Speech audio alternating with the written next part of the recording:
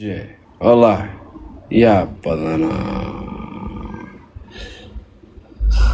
so you're telling me that Kuan Dunwa MJ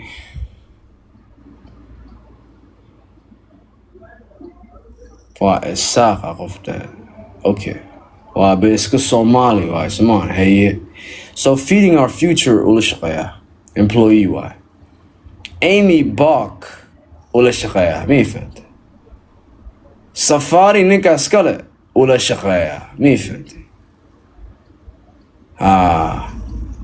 What no kin dolo duwas yeah kin dolo duwas qofkan dolo duwas dowladda Mareykan oo faraha la dhex galay mii fahant madhe 90% of Somali Minnesota are Darod. Wow, that's crazy, gang. So you telling me 90% of the people that's about to get locked up in the feds are gonna be Darod too, right? Damn, my mom got some savages in her bloodline. Shit crazy. My mom got some savages in her bloodline, bro. They do not care about America at all. Like, how could you be mad about, okay, I understand about the politics that happen in Somalia, right? And everybody could believe what they want to believe in, right? If you believe, hey, they killed your leader and you want to come to America, steal all that money, take it from the kids, take it from the innocent people, and go take it back home to your country, go ahead and do that. Go ahead and do it. Go ahead. But don't get mad when they grab you. Bro, look at this shit. They just be making nonprofits. Bro, who the fuck names a nonprofit ASA Limited? You're supposed to put ASS Limited, because that's where you put all the money. Money, strippers, cars, weed, and ASS. That's where you put the money. or to be honest, Dahebshil ala akta dunlige. Dahebshil ala akta dunlige. It's a huge bank. They just took the money to Dahebshil and just put it over there because it can't be touched across country lines. Okay. So how do the people that run Dahebshil, right, and the people that are connected in Minnesota have in common? Do they use the same tax preparers in the States? Which politicians do they give money to promote their businesses? What's up with the program? Feeding Our Future received nearly $400,000 in administrative fees for sponsoring ASA Limited's participation in the program. Gedi, right? Interesting last name, right? What Khabil is that? Because I know y'all could tell by the last name. What Khabil is Gedi. That's somebody's last name. And his co-conspirators caused a loss of $7.2 million to federal child nutrition programs based on fraudulent claims submitted through Feeding Our Future. My nigga, these niggas were literally feeding their future, gang. So half of the girls you see on TikTok, all flossing out, all looking good, bro, the majority of them, they family be running this scheme. So they rich as hell, but they ain't got no soul. Oh Lord, do not give me any kind of woman that ain't got no soul. I'm cool living alone, dying alone, for real, for real. I gotta put this person's pictures up 24/7, yeah. 24/7, got to.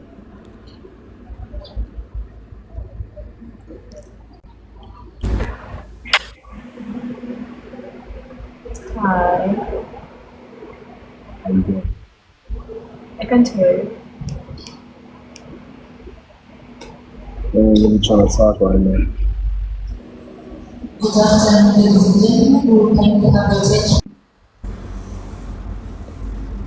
Are you sending me invites? I ain't trying to see that shit. But yeah, Minnesota on some bullshit.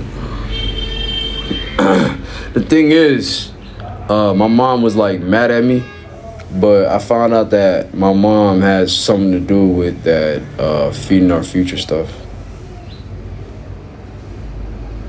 You know what I mean? A lot of the money some money that my mom received one time, I know it's crazy, right? These niggas say, yo, don't talk about your mom, just that and the third. But some of the money that she got donated to her, man, came from state-funded programs that other people stole. You know what I mean? So, shit's ridiculous, man. Shit's ridiculous. I be starting to think at times that she the one that knew about this thing a long time ago, too.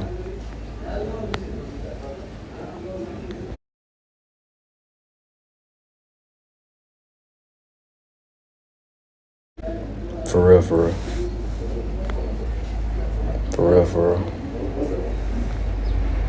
I don't care if you love her.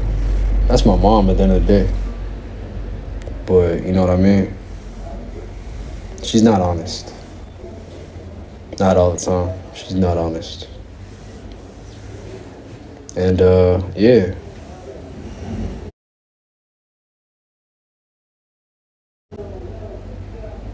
She's not an honest mother, man. I ain't trying to come over here and shame her. But if me telling my story means that it's gonna someone look back for it. So it's really all about your perception on what I say. But I remember being like 15 years old and, you know, I was taught a lot of things. I was shown a lot of things, you know. There would be Luban burning in the house and then just to put me in fear, you know what I mean? And if you guys want to know about that story, I'll tell y'all. You know what I mean? But y'all already here, so I'm gonna let y'all know. What's up? Something in my spirit told me like, yo, I'm gonna get sick if I don't tell the truth. If I don't tell the truth, I'm gonna get sick.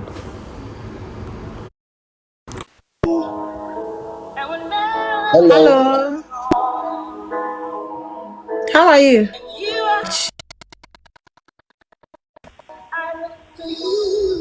Guys, let's go. Let's go, guys. Let's stop. She is a winner. She is a winner. But I'm gonna keep it real with you. I gotta cut it short. Like, there's some things that I didn't share, you know what I mean? And there's some things that I did not share. Why does this shit make your lips pink, bro? Oh, hell no. Shit crazy.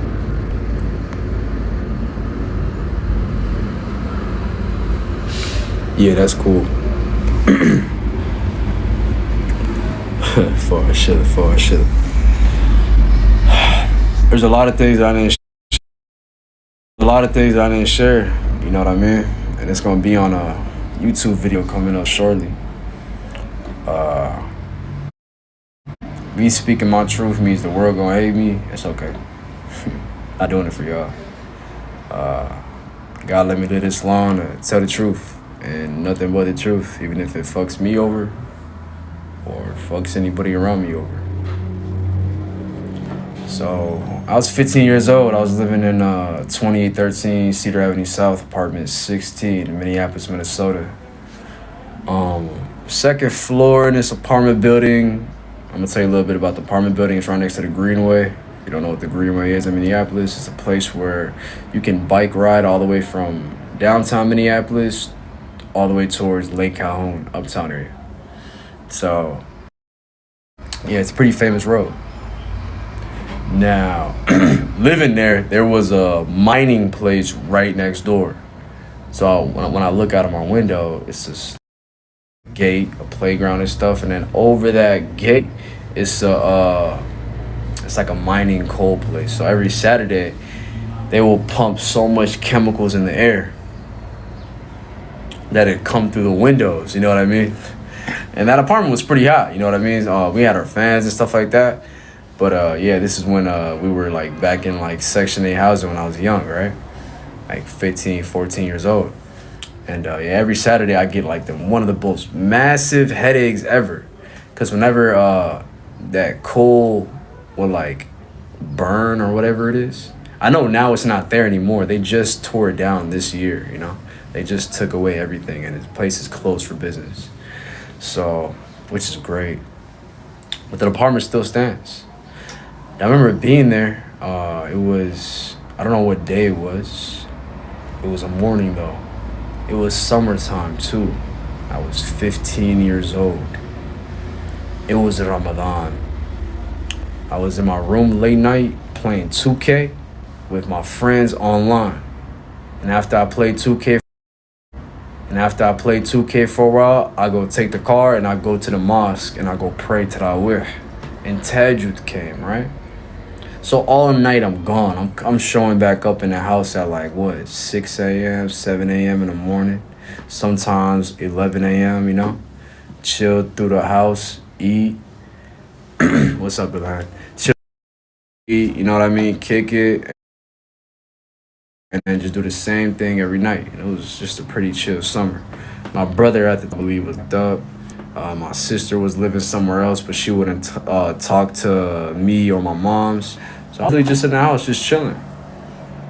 And my mom was really just on her phone 24/7. So, hey, she made some bomb samboosas, and that was pretty cool. So I'd be in a room, man, just chilling. And I'm playing 2K.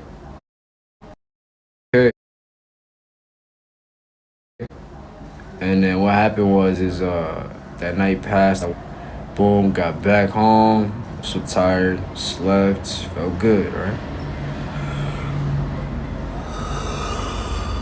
Stuff. The morning I woke up, it was around 11 a.m. You know, fasting, right? So the thing was, I'm fasting. I'm sitting on my bed, right? I'm not playing no games or nothing. I'm about to go. So she comes to me, right? And I overheard her on the phone call, and she was mad, right? She was like, I want to say mad, but she was already having a difficult start in the morning, you know? She was arguing with someone on the phone, or something happened, some type of argument happened. You know what I'm saying, when your mom arguing on the phone, and then when she turned the phone off, you know, she kind of like directs that anger towards someone else, right? Which is totally normal, right? Every parent does that. So I was in a room, right? My room was next door to her room. She came to my room and she said, do you want to see something with a ya? Like, what do you mean? She's like, you're not going to listen to me? You're not going to listen to me? I'm like, Hoya, what do you want? You know what I mean? I said it in like another voice, but I was like, Hoya, like, what do you want? Like, mahakukata, like, mahada. Like, I don't know why you're mad. And she dropped her qamar. You know what I mean? She just dropped her qamar and started saying like the F word and stuff. And then she had this luban thing in her hand. And then she went to the kitchen. When she went to the kitchen, she went to the stovetop. It's an American type of apartment, right? So she went to a stovetop. And then she lit these coals, right? And then she had this small little coin, right? It's called like a shadow, right? I have one too. But it's a small little coin, silver. I walked out of my room, wallah. I walked straight hall. Now the kitchen is on the right, and there's a dining table and a window, right? So she's at the stovetop, and I'm walking towards the hallway so I could just peek my head in the kitchen and see what she's doing. Cause I'm like, what are you trying to show me? You know what I mean? I'm intrigued. I'm like, what are you trying to show me? And then she was standing right next to the stove. She lit up the incense, right?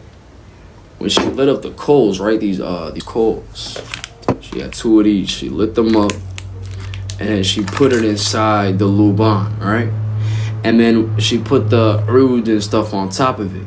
And then she started crying profusely and was angry, you know what I mean, at the world. And then she took out this silver coin and bit it. When she had this silver coin, she bit it. Wait, Khanita coin gun, right? done a Lubanta. Ooh, shit, nah. Like, it was on. She became a different person. She became a completely different person. Wallahi, oh billahi, oh tallahi. If I'm lying, I'm flying. Wallahi. And I don't get no cool points for this at all. I just know that I can't sleep at night without telling the truth, yeah? So, قف كلي نقطة. Shilling كان خنينته. عندنا لوبانتا shit. Now I'm 15 years old, bro. It's Ramadan. Wallahi, it's Ramadan. And I'm scared to shit right now. I'm being honest. Okay? Not a lot of shit that can scare me. Scared living hell out of me, bro. My room didn't have no lock on it. So what's the first thing I do? I see her become this other being, bro. Like, she starts speaking like fluent Arabic language. She doesn't know Arabic language. All she knows is kayfa hala or whatever. She starts speaking like fluent Arabic, you know? And I'm just like, I never